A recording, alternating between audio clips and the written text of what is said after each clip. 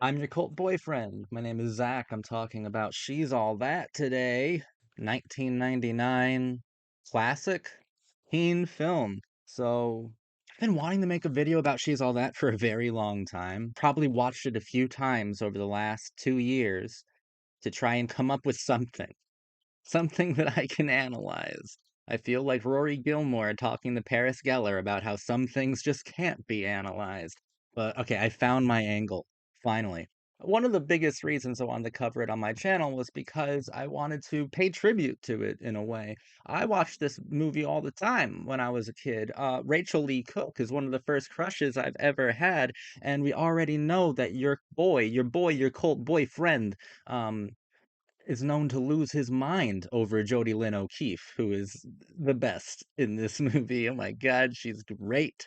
But I really just wanted to pay tribute to this movie because it held a kind of special, albeit hyper sentimental place in my heart. There's something to talk about here, right? Because it informed culture. And what was the late 90s? We've covered it to death on this channel. The late 90s were about postmodernism. Was about challenging or rearranging, confronting, at the very least, the meta narrative. The 90s were about deconstruction, aiming towards a new sincerity. I feel like a broken record. We've gone over this a lot. She's All That is. Are they upfront about it being a modernization of My Fair Lady, or is that like on the DL? Um, Either way, it is a modernization of My Fair Lady. But I think it's more Pygmalion uh, than than My Fair Lady. And what it does to the myth of Pygmalion is kind of phenomenal, considering that it humiliates it, it berates it, it ridicules it to the point of nonsense. Lainey Boggs, the new archetypal girl next door of the 90s, Galatea can't compete. Pygmalion is a non-issue. And we go through She's All That to come to that philosophical point. Then again, like My Fair Lady, She's All That, what are those in common, right? Well, what do those two films have in common? It's about reinvention. Reinvention was a huge part of the late 90s. What makes She's All That like pretty fascinating is that it's one of the few teen films that I believe was made in earnest. Like it was trying to be 16 Candles, or at least was made with that kind of ethos.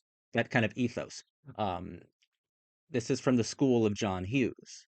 It's not like a Kevin Williamson coming around, and while Kevin is certainly a pupil, fluent in the teen drama language, the teen comedy languages of John Hughes, Kevin Williamson was more focused on weaponizing The Breakfast Club or deconstructing Pretty in Pink in its entirety to reach something new that confronted the meta narrative. She's All That really wanted to make its own 16 Candles, wanted to make its own Ferris Bueller's Day Off in a sense. It wanted to make its own um, John Hughes-esque staple for the 90s. And I think by virtue of being made in the 90s, in the heyday of the postmodern teen film and teen drama for television too, it was everywhere. I loved it. Gita Board, The Society of the Spectacle. Oh man, it's such a perfect examination done in the most unassuming ways. It's very sophisticated. I think by virtue of being made in the late 90s, a reinvention was a part of the blood, the genealogy of pop culture of the time. By trying to be like John Hughes and at the same time trying to imbibe your teen comedy with the Pygmalion myth, what you're doing is you're kind of harnessing these postmodern qualities and tropes, and reinventing the studio pop teen comedy in the process. Freddie Prinze Jr., I think, is very fun. His name is Zach. My name is Zach. This movie is wild because I feel like they say his name an awful lot more than normal for a film. They say Zach all the time, but it allows me to have moments where Jodie Lynn O'Keefe is like, "What kind of a name is Zach, you loser?" It's kind of perfect. Or Anna Paquin goes, Zach, I know you're a bitch magnet, and this concept might be a bit difficult for you to grasp. I'm sitting there going, yep, yep. Rachel Lee Cook did the most iconic work in this film. Her interpretation of of the new '90s outsider turned the ultimate insider, right? was iconography in motion. Like it was a new take on an old archetype, a reinvention of an archetype. I think it really spoke to culture, to its own medium as well, to a lot of girls and young men. And you might even argue that the archetype, the makeover of that kind of outsider turned insider archetype is needless. But I think that plays on, I think it accidentally plays on the postmodern qualities of She's All That, whereas Lainey's makeover was also pointless because he just took off her glasses and put her hair down. Obviously, she's a beautiful girl. And that part of the film has been made fun of ad nauseum relentlessly, right? But I think that that's speaking to a greater point. Um, Reinvention is simple, but you still have to do it. You know, you still have to reinvent outdated archetypes or modes of expression, even if it seems needless. People need it. Matthew Lillard is absolutely hilarious. I love Matthew Lillard on here.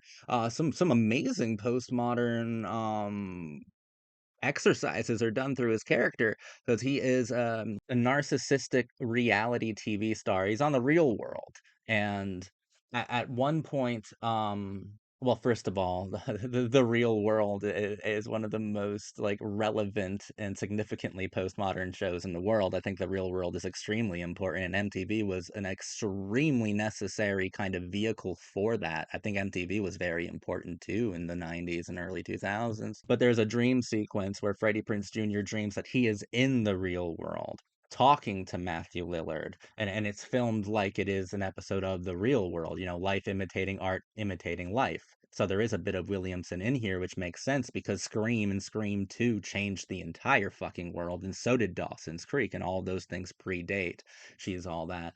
But and also Matthew Lillard being here, I mean, come on.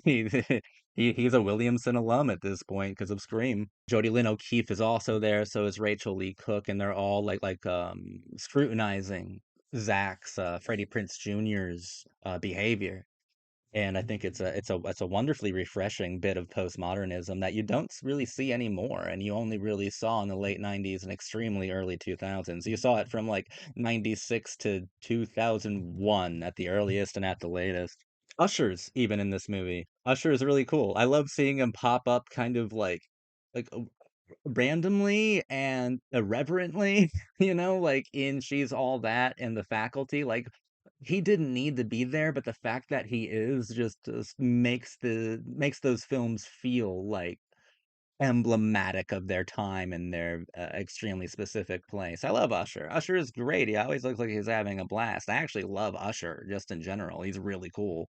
Even Lil Kim is in this movie. Even Lil Kim's in this movie. Who I always love seeing Lil Kim. Do I always love seeing Lil Kim?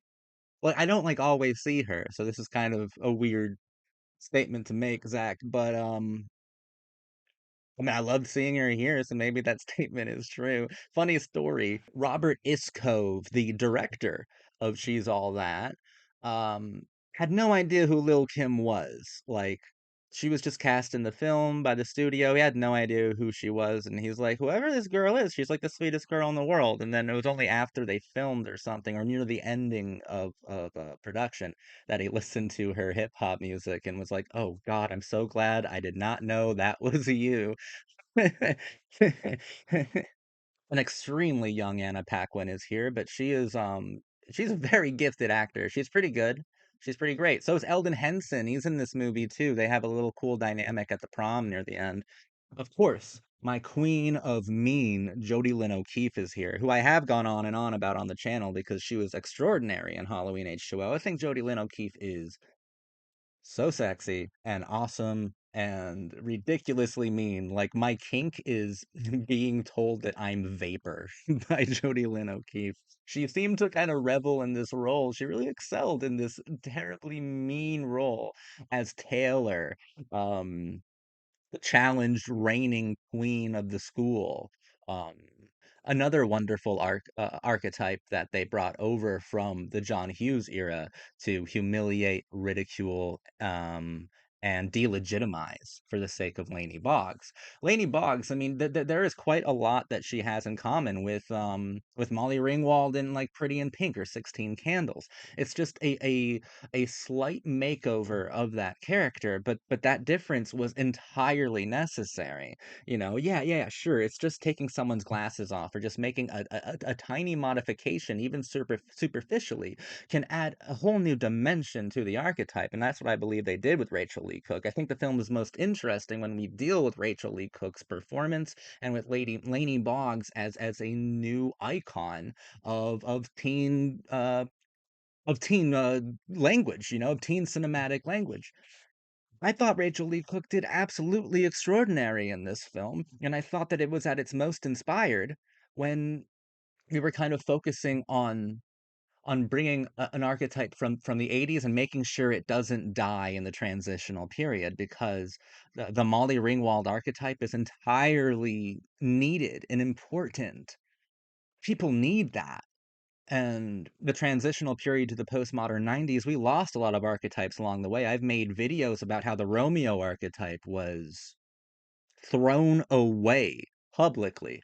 I think the most clear example of this is Tristan Dugray on Gilmore Girls.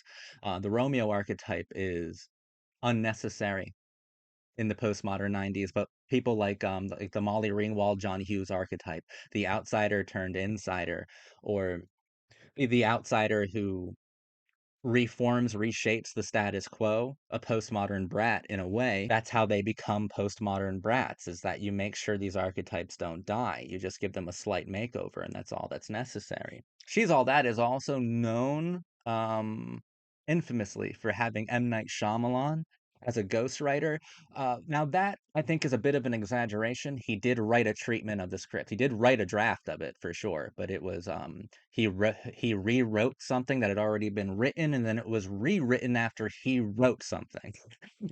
So like, I mean, his fingers are always there, and like that old tired joke of the twist is that she was always hot. Like, oh, ha ha, very funny. Can you like open your brain a little bit more? That's the fucking point of the entire movie, right? That's the entire point of the postmodern components of this film. This archetype was always necessary. She was always needed, and I think that she had been neglected for the larger part of the 90s. The Molly Ringwald archetype was no longer necessary. If she was in a teen movie, she was weaponized. Like she was a darker, more intense version of that archetype. And maybe we actually do need that naive and authentic and sincere version of the archetype. You don't need to weaponize everything. Um, some archetypes need to stay kind of pure in a sense. And She's All That did that, proved that to us effortlessly just by taking off Laney Boggs's glasses and putting a dress on her.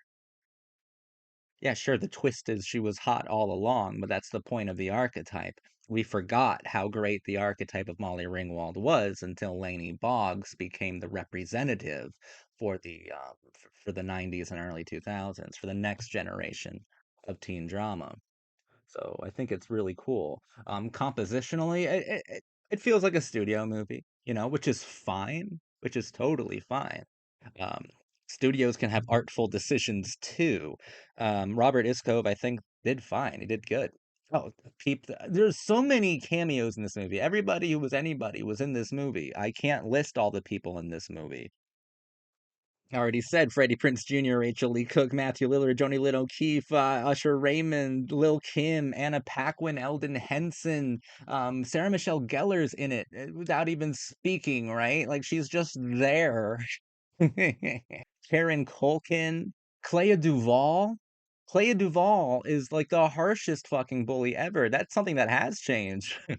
Bullies have become a lot more psychotic. She tells Lainey Boggs that she should kill herself. She tries to gaslight Lainey into killing herself. It's insane. But if Clea Duvall told me to kill myself, I'm not gonna lie, I'd probably do it. I'd at least think about it.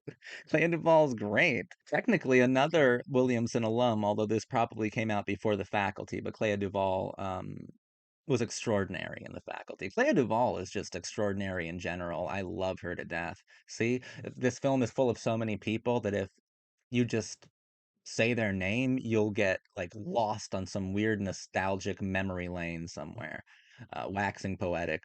There are some iconic camp fucking moments. 90s had camp too. That's why I think that this film is so like actually interesting. It's difficult to analyze for the reasons that makes it interesting to view and discuss, right? Because 80s films kind of embraced camp. It kind of embraced the stuff that youth culture would champion, that the adults of the time and future generations would mock, and She's All That has that. I mean, Matthew Lillard doing his fucking coke-fueled adrenaline sexy dance to give it to me. Give me that funk, that sweet, that funky stuff. Like it's like what the fuck? This is so camp and beautiful, and also the whole choreographed dance at the prom. That Jodie Lynn O'Keefe actually steals the show. She's great in that choreographed dance. But those are those camp moments, and it's a new kind of it's a it's not necessarily a new kind of camp, right? It's a slight makeover of the same camp that made 80s films so endearing to 80s teenagers. It's a slight makeover. That's why She's All That is important, because we don't have to throw out the entire rule book, right? We don't have to throw out the entire dictionary of teen film grammar. You don't have to throw the entire dictionary out. Some of those things youth culture absolutely needs. I love Kevin Williamson. I love him so much. But if all we had was Dawson's Creek, I Know What You Did Last Summer, Scream, and The Faculty, holy shit, those kids be growing up in a world where everything is already deconstructed and weaponized to begin with. You do need to be reminded that some of the original tropes, concepts, and archetypes and thematics of the John Hughes teen films that really invented teen films as a popular concept. Don't give me this Rebel Without a Cause bullshit. Great movie, but it's nothing compared to what John Hughes was able to craft in the 80s by expressing the dilemmas and the strengths and the weaknesses of the 80s American teen character, right?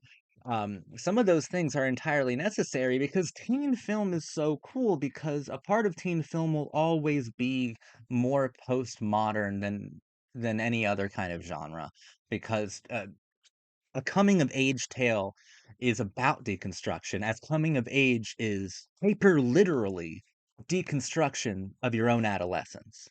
Right? That's how you come of age. So there will always be a postmodern quality to any teen film that has integrity, and She's All That is definitely a teen comedy with integrity. Growing up is about reinventing yourself until you find something that fits your sensibilities, finding a certain kind of style that fits your own personal philosophy and virtues. A good teen film is always about slight makeovers.